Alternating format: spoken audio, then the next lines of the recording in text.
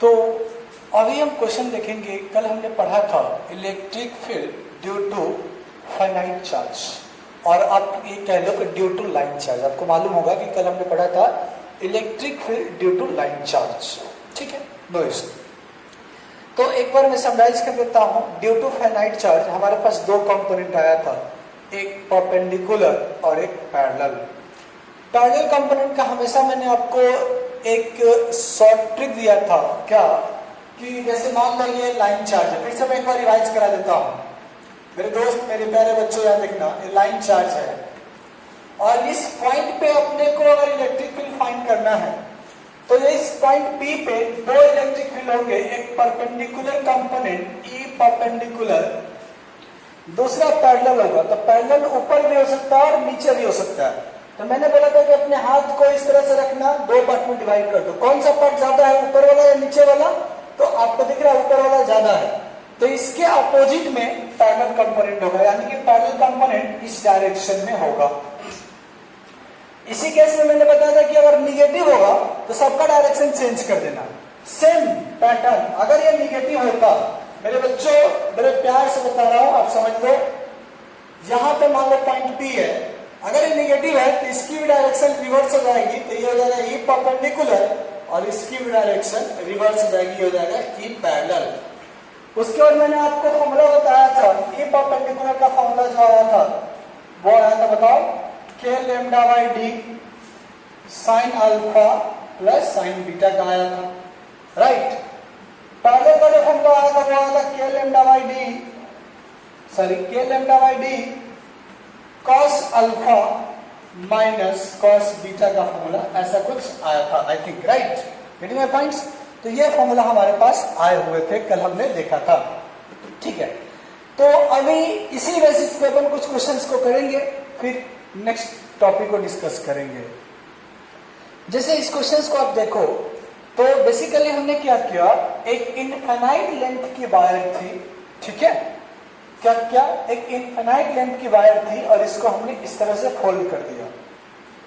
तो आपसे क्वेश्चन पूछा गया है कि इस पॉइंट P पे इलेक्ट्रिक फील्ड कितना होगा, आप फाइंड करो, ठीक है। तो आप एक एक करके डील करो। आप मान लो कि ये एक वायर है और ये एक वायर है, ठीक है। इसको वायर सेकेंड में मान लेता हूं। अब एक एक करके इंडिविजुअल का मैं इलेक्ट्रिक फील्ड निकालूंगा, बाद में कंबाइन कर दूंगा। चलो इस वाले पार्ट को मैं हटा देता हूं। ध्यान से समझना, जब तक आपके पास पेशेंस और कॉन्फिडेंस नहीं आएगा तब तक आप फिजिक्स को नहीं समझ पाओगे। सो पेशेंस एंड कॉन्फिडेंस बहुत ही ज्यादा जरूरी है। अब क्या किया मैंने, अब ये वायर जो है सेमी इनफिनाइट भी नहीं है, सेमी इनफिनाइट होता तो ये पॉइंट कहीं यहां पे होता, समझ रहे हो। तो क्या करेंगे अपन, इसके दोनों एंड को पहले ज्वाइन कर दो। तो इसके इस एंड को मैंने ज्वाइन कर दिया। क्या ये वाला डिस्टेंस भी डी ही तो था? आप देखो अभी प्रीवियस वाले डायग्राम में ये वाला डिस्टेंस डी है, तो ये डिस्टेंस भी डी है, ओके। और इस वाले एंड को भी ज्वाइन कर दो। तो इस वाले एंड को ज्वाइन करने का मतलब है कि कुछ ऐसा आएगा, क्यों?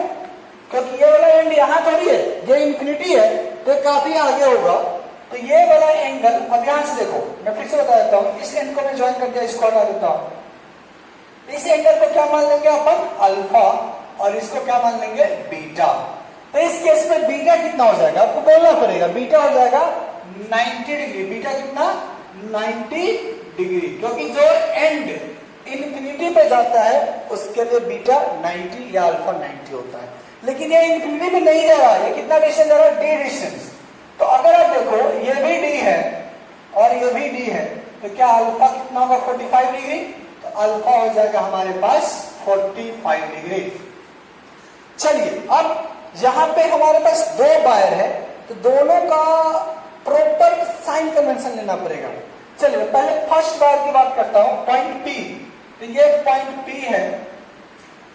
अब मुझे बताएं हाउ मेनी कंपोनेंट्स, कितने कंपोनेंट्स होते हैं, दो कंपोनेंट, एक परपेंडिकुलर और एक पैरेलल। तो मेड ऑफ, ये पॉजिटिव चार्ज है, तो परपेंडिकुलर कंपोनेंट इस डायरेक्शन में होगा। अगर आप देखो तो इस डायरेक्शन में होगा, E1 में मान लेता हूं, ठीक है। और ये कितना होता है, तो आपने पढ़ा है K लैम्डा बाई डी। तो भी हमने पढ़ा k lambda by d cos alpha sorry sine alpha plus sign beta. तो मैं यहाँ लिख देता हूँ, देखते जाइए, k लैम्डा बाई डी दिखाई दे रहा है, चलिए दिखाई दे रहा है, चलिए देता हूँ यहाँ, कोई दिक्कत नहीं है। एक काम करता हूँ, इसको मैं मान लेता हूँ E1, बाद में लिख दूंगा। ओके, एक और कंपोनेंट होगा, कौन सा कंपोनेंट? Parallel component. तो पैरेलल कंपोनेंट कौन सा है? मैंने क्या होता है, अपने हाथ से दो पार्ट में डिवाइड करो, ऊपर वाला पार्ट ज्यादा या नीचे वाला? ऊपर वाला। चार्ज का सब पॉजिटिव, तो ऊपर वाला ज्यादा है, तो फील्ड क्या हो जाएगा? नीचे की तरफ हो जाएगा, जिसको अपन E2 कह देते हैं। ठीक है, अपन एक एक करके E1 और E2 की वैल्यू फाइंड कर लेते हैं विथ आई कैप और जे कैप, क्योंकि एक वायर और है हमारे पास। ठीक है, तो मैं इसको अब इरेज कर लेता हूं, E1 और E2 पहले फाइंड कर लेता हूं। तो मैं लिखता हूं E1 इज इक्वल टू, क्या वैल्यू होता है बताओ परपेंडिकुलर कंपोनेंट का? आपने पढ़ा है k lambda by D sine alpha plus, इसको इरेज कर दूं क्या? Okay, sine alpha plus sign beta, ये आपने पढ़ा है। ठीक है, सो और किस डायरेक्शन में? आई कैप में है, तो आई कैप। यह हो गया k lambda by D sine alpha, alpha आपने फाइंड किया 45 डिग्री, सो साइन 45 कितना होता है? 1/2 plus sign beta, sign beta beta 91 हो गया। तो ये रिजल्ट आ रहा है मेरे दोस्त, सॉल्व कर लो, तो आ रहा है k lambda by D 1 plus √2 by √2 I cap. देख लो, 1 प्लस √2 बाई √2 आई कैप, ये फर्स्ट परपेंडिकुलर कंपोनेंट आया। क्या आप इसको लिख लोगे? k lambda by D 1 plus √2 by √2 I cap. Okay, अब मैं सेकेंड काम करता हूं, पैरेलल कंपोनेंट फाइंड करता हूं E2। तो सेकेंड कंपोनेंट जो पैरेलल है वो नीचे की तरफ है, माइनस आई कैप। उसका फॉर्मूला पहले लिखता हूं, मैं क्या लिखूंगा? k लैम्डा बाई डी, इसका फॉर्मूला होता है cos alpha minus cos beta, और ये minus J cap, because y direction में निगेटिव डाउनवर्ड है। तो इसको लिख लेता हूं मेरे दोस्त, k lambda by D cos alpha 1/√2 होता है, cos बीटा हो जाएगा 0, बिकॉज बीटा 90 डिग्री है, माइनस जे कैप, तो ये हो जाएगा minus k lambda by 2√d J cap. ठीक है, अब इसको भी आप लिख लीजिए। तो आपने देखा फर्स्ट वायर के कारण इलेक्ट्रिक फील्ड हमने फाइंड किया, अब सेकेंड के कारण फाइंड करेंगे, फिर उसको ऐड करेंगे। चलिए, तो सेकेंड वायर पे मैं आ गया, फर्स्ट वायर पे कोई दिक्कत तो नहीं है मेरे बच्चों। सेकेंड वायर की अगर मैं बात करता हूं, यहां देखो, सेकेंड वायर की अगर मैं बात करता हूं, तो सेकेंड वायर कुछ इस तरह से है और पॉइंट यहां पे है। ठीक है, तो फिर से क्या करना है, इसके एंड्स को ज्वाइन करना है। तो इसको यहां से आप ज्वाइन कर दो, इसको आप यहां से ज्वाइन कर दो, और इसको आप जान रहे हो कि इसको आप ज्वाइन नहीं कर पाओगे, कहां तक है? अप टू इंफिनिटी तक है। तो ये फिर से आपका अल्फा हो जाएगा और ये फिर से आपका बीटा हो जाएगा। फिर मैं लिखता हूं, देखो अब ये वाला डिस्टेंस कितना है? d है, और ये d है, तो ये भी d है, तो अल्फा यहां से हो जाएगा 45 डिग्री और बीटा हो जाएगा यहां से अगेन 90 डिग्री। समझ गए मेरी बात? ठीक है, अब इस डायग्राम को इरेज कर दो क्या? कोई दिक्कत तो नहीं है। अब आते हैं उस पॉइंट पे, इलेक्ट्रिक फील्ड P, ये पॉइंट P है, इसको थोड़ा ऊपर बना देता हूं, पॉइंट P, और यहां पे हमारे पास लाइन चार्ज है, जो कि ये कहां तक जा रहा है? इंफिनिटी तक जा रहा है मेरे दोस्त, plus plus plus plus plus plus plus plus. ठीक है, तो कितने कंपोनेंट? दो कंपोनेंट, एक परपेंडिकुलर और एक पैरेलल। तो perpendicular electric field positive charge है, ऑलवेज अवे फ्रॉम, और इसको मैं E3 नाम दे रहा हूं। ठीक है, और पैरेलल, तो मैंने क्या बोला, इसको दो पार्ट में बांटो। कौन सा पार्ट ज्यादा है? राइट वाला, लेफ्ट वाला या राइट वाला? तो आप खुद देखो, राइट वाला ज्यादा है, तो इसके अपोजिट में इलेक्ट्रिक फील्ड होगा इस डायरेक्शन में, इसको मैं E4 नाम देता हूं। ठीक है, क्योंकि पैरेलल कंपोनेंट हमेशा बिगर साइज के अपोजिट में होता है, पॉजिटिव चार्ज के लिए, और नेगेटिव चार्ज के लिए सेम साइज सेम डायरेक्शन में होता है। समझ रहे मेरी बात को? या सिंपल नेगेटिव होगा तो रिवर्स कर देना है। क्या मेरी बात से एग्री करते हैं आप? ओके, तो यहां आ गए फटाफट। अब E3 कैलकुलेट कर लेते हैं और E4 कैलकुलेट कर लेते हैं। तो E3 कौन सा कंपोनेंट है? पैरेलल और परपेंडिकुलर।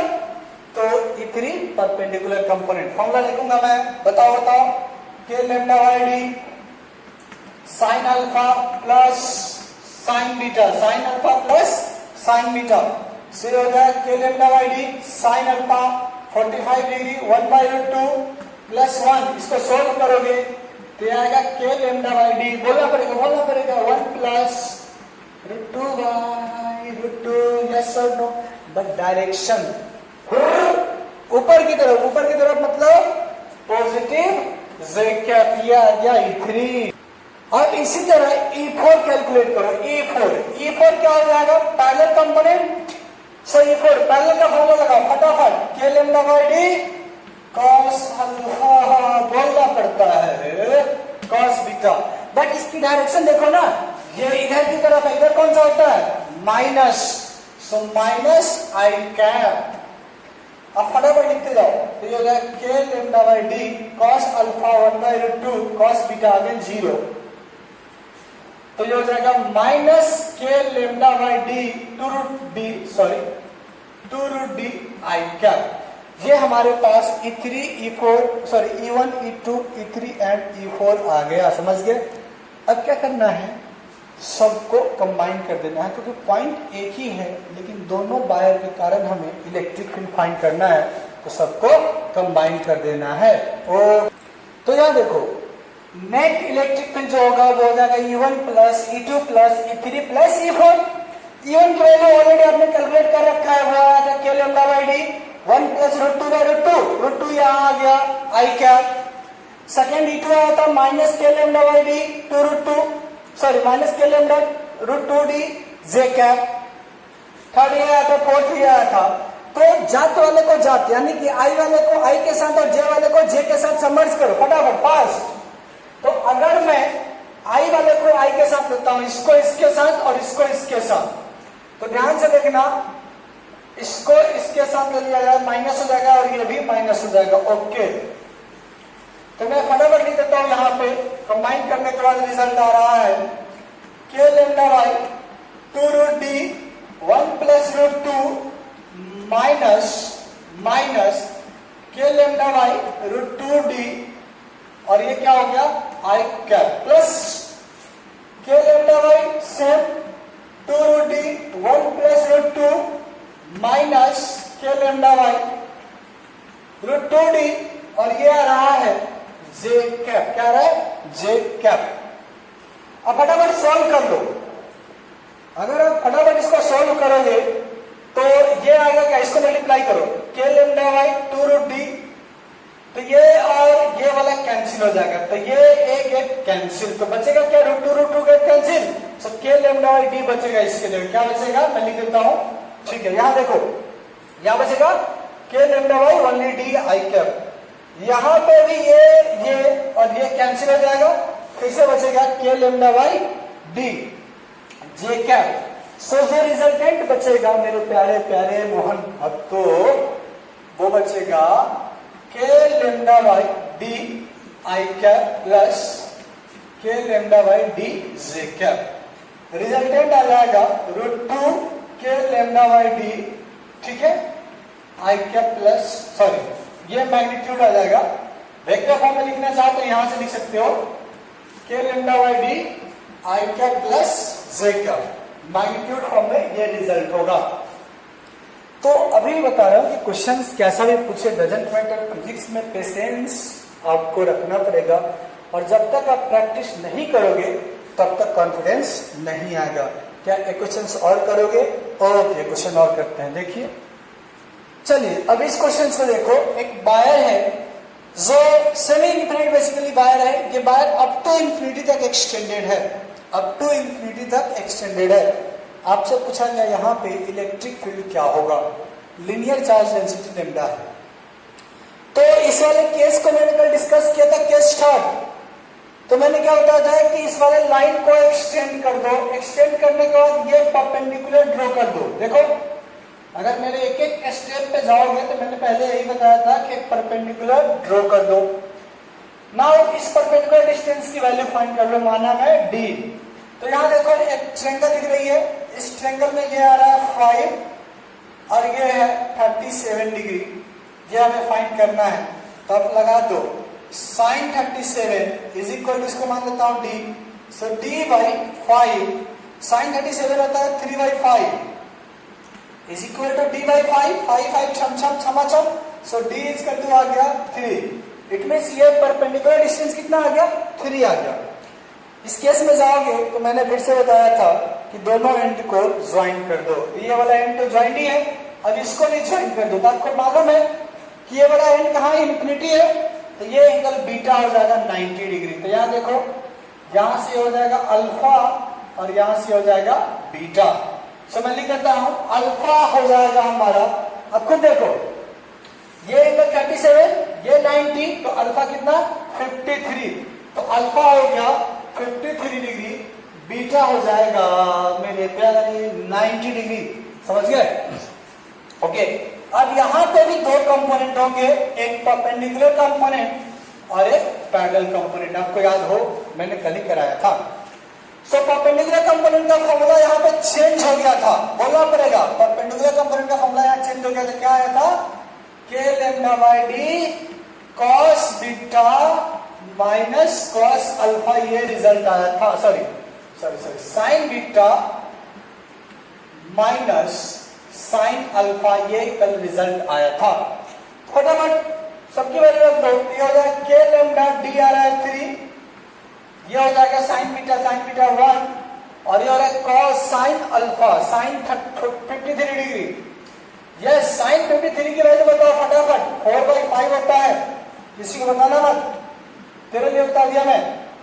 ये हो जाएगा 1 माइनस 4/5, तो रिजल्ट आएगा के लेम्डा बाई 3 इंटू 5 माइनस 4 1/5, तो ये हो जाएगा के लेम्डा बाई 15। के लेम्डा बाई 15 हो गया नॉर्मल कंपोनेंट, परपेंडिकुलर कंपोनेंट। ठीक है, ओके। अब अपन पैरेलल कंपोनेंट को सोल्व करते हैं। ठीक है, पैरेलल कंपोनेंट का formula as it is, no change. तो पैरेलल कंपोनेंट का फॉर्मूला आपने एज इट इज पढ़ा था, k lambda by d cos alpha minus cos beta. ठीक है, फटाफट k lambda by d cos alpha, it means cos 53 degree, cos beta हो जाएगा 0 क्योंकि बीटा 90 है। ले k lambda by d cos alpha cos 53 degree 3/5, अरे डी कैंसिल करो, डी भी 3 तो है, तो ये आएगा आपका के लेम्डा बाई 5। यस और नो? तो आपके पास दो कंपोनेंट अगर देखो, क्षम इधर की तरफ वो कितना आया था, के लेम्डा बाई 15 आया था। इधर आएगा क्षमा, और ये कितना आ रहा है, के लेम्डा बाई 5 आ रहा है। तो नेट इलेक्ट्रिक फील्ड आप यहां से कैलकुलेट कर सकते हो क्या? बोलो यार, बड़े डल रेस्पॉन्स हो यार। के लेम्डा बाई 15 आई कैप हो जाएगा माइनस के लेम्डा बाई 5 जी कैप हो जाएगा। अब इसका मैग्नीट्यूड आप फाइंड कर सकते हो। ठीक है, तो अभी बता रहा हूं कि जब कभी भी इस तरह के क्वेश्चंस मिलेगा आपको काफी स्मूथली सोल्व कर सकते हो, अगर कल वाली वीडियो को आपने बड़े इत्मीनान और प्यार से देखा है। ठीक है, नेक्स्ट क्वेश्चन। चलो, इस क्वेश्चन को देखना है, काफी बेहतरीन क्वेश्चन में से एक है और काफी आसान भी है, सिर्फ कंसेप्ट क्लियर होना चाहिए। क्लियर है मेरी बात? ये काफी बेहतरीन क्वेश्चंस में से एक है और काफी आसान भी है। समझ में आया क्वेश्चन क्या हुआ? देखना ढंग से, छोड़ना मत। क्वेश्चन ये है कि एक चार्ज रिंग है, इसको आप रिंग मान लो। ये जो मेरी फिंगर दिख रही है आपको, आप इसको रिंग मान लो। ठीक है, अरे मैं सिर्फ नहीं हो रहा, किससे? अरे कैमरे के सामने देख गया। ये एक चार्ज रिंग है, ठीक है, इस पे टोटल चार्ज कितना है मेरे प्यारे? Capital Q. और इस चार्ज रिंग के सेंटर से एक सेमी इन्फिनाइट वायर स्टार्ट हो रहा है। यहां देखो, चार्ज रिंग के सेंटर से सेमी इन्फिनाइट वायर स्टार्ट हो रहा है, और इस वायर पे जो चार्ज है वो कुछ ना कुछ है, उसकी लीनियर चार्ज डेंसिटी लेम्डा है। क्या मेरी बात समझ रहे हो? एक चार्ज रिंग है हमारे पास, यहां देखो एक चार्ज रिंग, और इसके सेंटर से एक सेमी इन्फिनाइट वायर स्टार्ट हो रही है जिसकी लीनियर चार्ज डेंसिटी लेम्डा है। क्वेश्चन है, यहां देखो, find force on the ring. Question ये है कि रिंग पे कितना फोर्स लगेगा। ये तो हमें मालूम है कि दोनों क्या है भाई साहब, सेम नेचर के चार्ज है, तो रिपल्सन तो होना ही होना है, नफरत तो होगी ही होगी, बट कितना होगी ये आपको बताना है। तो अभी बता रहा हूं कि एक अच्छे बुक का क्वेश्चन है, इरोडोव का क्वेश्चन है, और काफी बेहतरीन क्वेश्चन में से एक रिंग है बट उतना ही आसान है। थोड़ा सा मैं आपको ले चलता हूं अपने प्रीवियस लेक्चर में। प्रीवियस लेक्चर में मैंने आपको बताया था कि किसी भी चार्ज पे फोर्स इज इक्वल टू होता है Q इंटू ई। कुछ ऐसा याद आ रहा है क्या? याद करो, जब मैं आपको इलेक्ट्रिक फील्ड पढ़ा रहा था तो वहां मैंने बताया था relation between electric field and charge Q into E. अगर ये रिंग है, रिंग तो इसकी पोजीशन फिक्स है, अगर इस जगह पे मुझे इलेक्ट्रिक फील्ड मिल जाए तो इस रिंग पे लगने वाला फोर्स निकालूंगा Q इंटू ई करके। बिल्कुल, चलिए देखते हैं कैसे अपन करेंगे सोल्व। यहां देखो, हाँ अरे बात तो नहीं, आपस में नहीं है। देखो हमने क्या किया, यहां से थोड़ा ऊपर गए और एक छोटा सा चार्ज लिया dq। क्यों? क्योंकि मैं पहले ही बता चुका हूं कि सभी टाइप्स ऑफ चार्ज डिस्ट्रीब्यूशन है। इन सभी केस में हमेशा हमें एक छोटा सा चार्ज लेना पड़ता है। तो हमने क्या किया, एक छोटा सा चार्ज लिया dq। अब मैं इस dq को डायग्राम यहां बनाता हूं, तुम भी देखना, ढंग से देखना, छोड़ना मत। तो ये हो गया हमारा dq और इससे r डिस्टेंस नीचे सेमी इनफिनाइट वायर है। क्या यहां तक समझ में आ रहा है? कोई दिक्कत नहीं है? अरे यहां तक समझ में आ रहा है?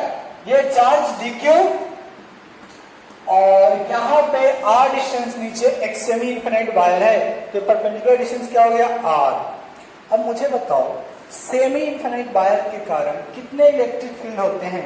इलेक्ट्रिक फील्ड तो एक ही होते हैं, दो कंपोनेंट होते हैं, एक परपेंडिकुलर डायरेक्शन में, इस डायरेक्शन में ओके, और एक इस डायरेक्शन में पैरेलल। समझ रहे मेरी बात को? ठीक है। ये क्या ऊपर चार्ज है यार? ये ऊपर वाले चार्ज की बात कर रहे हो ना?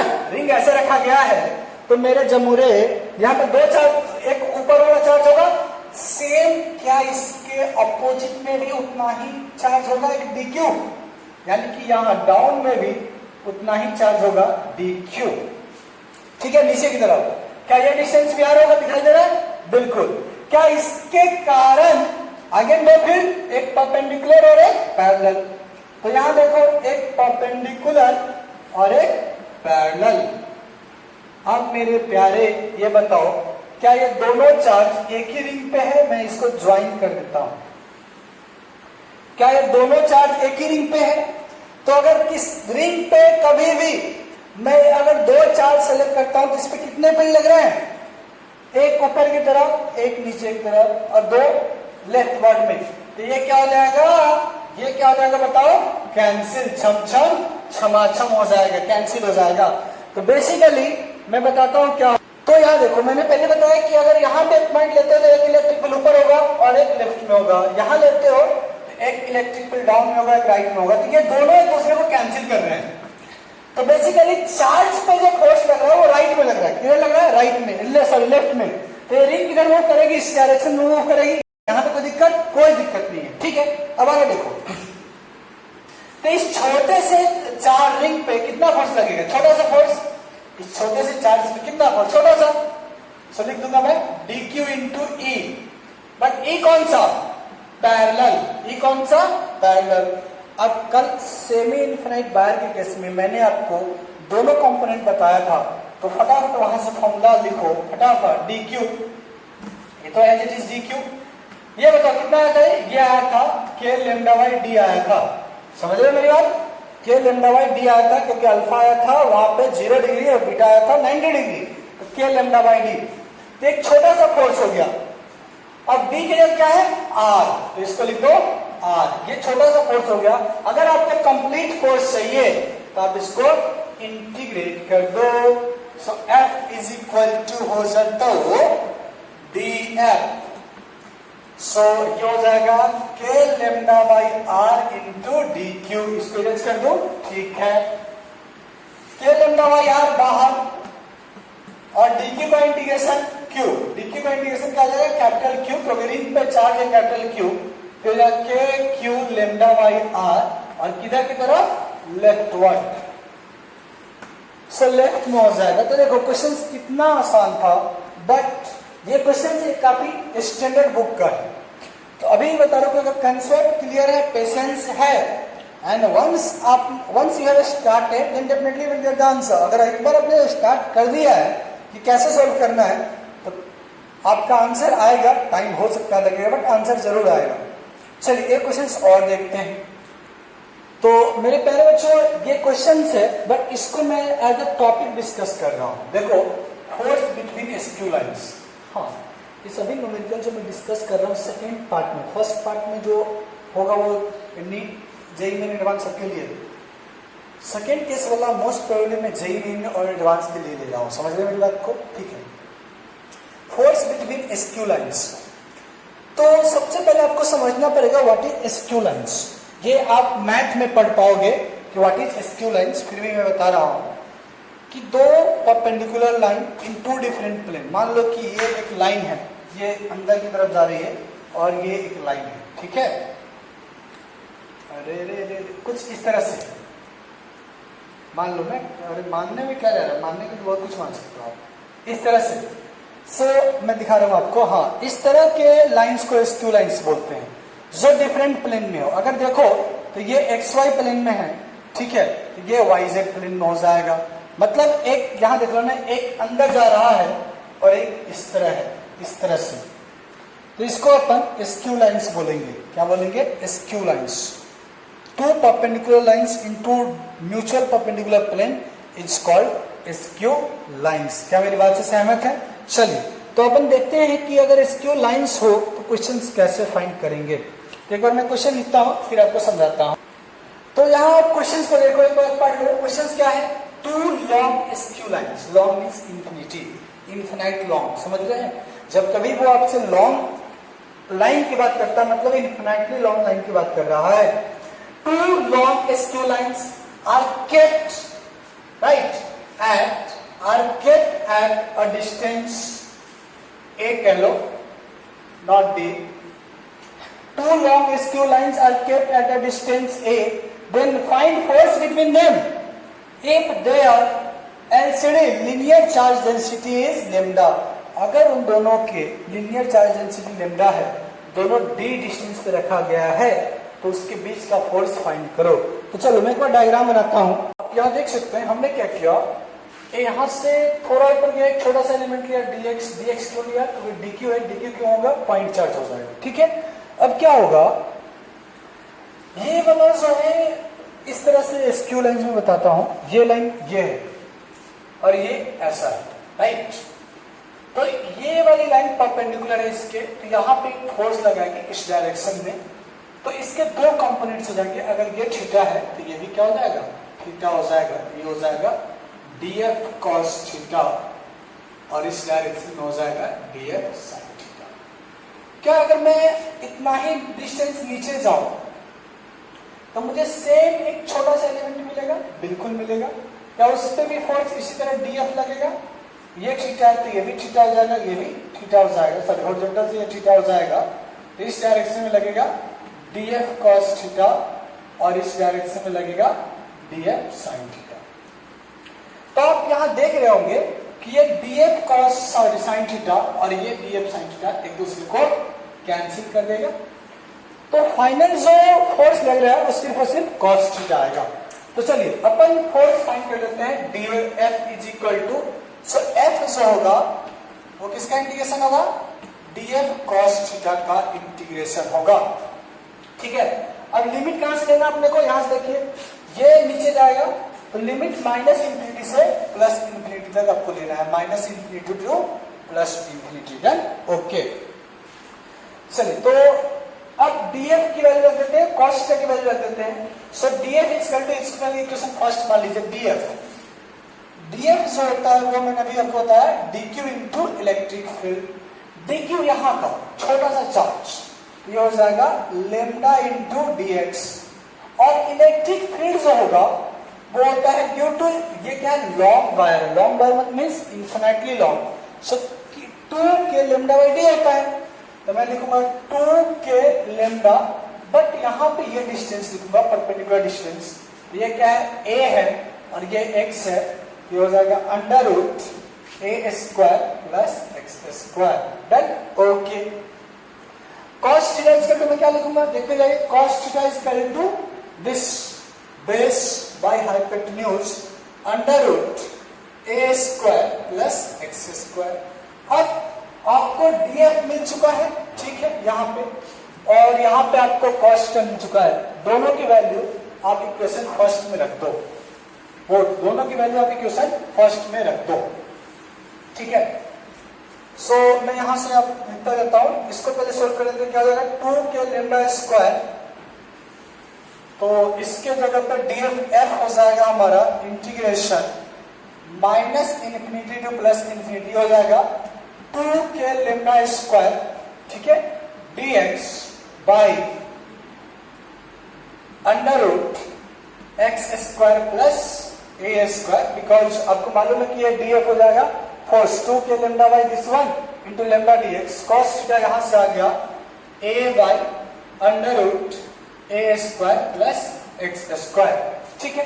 अब इसको सोल्व कर लेते हैं अपन फटाफट फास्ट। तो हमारे पास जो फोर्स आ रहा होगा वो कैसा आ रहा होगा, minus infinity to plus infinity, दिखाई दे रहा है, नहीं दिखाई दे रहा, ओके ऊपर लिखता हूं मैं, देखो यार, एक्स जो आ रहा है वो आ रहा है minus infinity to plus infinity 2k lambda square a divided a square और बिलो के हो जाएगा a square plus x square into dx, ठीक है। अब आपको क्या करना है, इंटीग्रेशन करना है, तो पहले कांस्टेंट आपको बाहर ले लो, 2k lambda square a constant है, बाहर ले लिया, 2k लैम्डा स्क्वायर ए, इंटीग्रेशन बचा आपको dx by A square plus x square minus infinity to plus infinity, equation second, ठीक है। अब इसका अपन इंटीग्रेशन करेंगे बाय सब्स्टिट्यूशन मेथड, कुछ सब्स्टिट्यूट करेंगे, ओके। चलिए मैंने क्या किया, x को अज्यूम कर लिया a tan थीटा, मैंने क्या किया, x को अज्यूम कर लिया a tan थीटा, इसको आप डिफरेंशिएट करो, तो x का डिफरेंशिएशन कितना 1, x का डिफरेंशिएशन कितना 1, किसका फंक्शन है x का, सो dx, a as it is constant, differentiation of tan theta sec square theta, ये थीटा का फंक्शन है, सो d थीटा से मल्टीप्लाई कर देंगे, ओके। उसके बाद a square plus x square, so a square plus x square, तो x square का क्या रखूंगा, a square tan square theta, ये हो जाएगा a square sec square theta. अब यहाँ पे क्या करो, dx को रिप्लेस कर दो इस वाले वैल्यू से और इसको रिप्लेस कर दो, तो dx को मैं रिप्लेस कर रहा हूं, आप देखें ये हो गया a sec square theta d theta, ठीक है, और a square plus x square, इसको रिप्लेस कर देता हूं मैं इससे, a sec स्क्वायर थीटा, इससे मैं रिप्लेस कर देता हूं, कोई दिक्कत नहीं होना चाहिए। तो आप देखें ये कैंसिल हो गया, ये भी कैंसिल और ये भी कैंसिल, तो बचा क्या, d थीटा, ठीक है। जब आप थीटा लेंगे ये लिमिट हो जाएगा माइनस पाई बाई 2 से पाई बाई 2 हो जाएगा, ये लिमिट कितना हो जाएगा, माइनस पाई बाई 2 से पाई बाई 2 हो जाएगा। नेक्स्ट देखिए इस, और देखिए कैंसिल करने के बाद क्या बचा, 2k लैम्डा स्क्वायर a और ये बचेगा d थीटा, सो d थीटा का इंटीग्रेशन होगा theta, limit minus pi by 2 से पाई बाई 2, ठीक है। अब फटाफट इसकी लिमिट को आप रख दीजिए, तो ये हो जाएगा यहां से 2k, k की value 1 by 4 pi epsilon 0 into lambda square into a, और ये हो जाएगा pi by 2 plus pi by 2, it means pi हो जाएगा, तो 2 to get cancel, so f हो जाएगा lambda square into a, pi हो जाएगा, पाई पाई गेट कैंसिल, तो ये हो जाएगा 2 एप्सिलॉन 0, तो ये फोर्स लगेगा दोनों वायर्स के बीच में, राइट। सो सी मैंने कोशिश किया है कि हर वो क्वेश्चंस एक्सप्लेन कर सको जो लाइन चार्ज डिस्ट्रीब्यूशन के कारण आता है। इसके अलावा भी कोई क्वेश्चंस अगर आप फेस कर रहे हैं तो आप बेझिझक कमेंट बॉक्स में जाकर डाउट पूछ सकते हैं। चलिए नेक्स्ट टॉपिक डिस्कस करते हैं।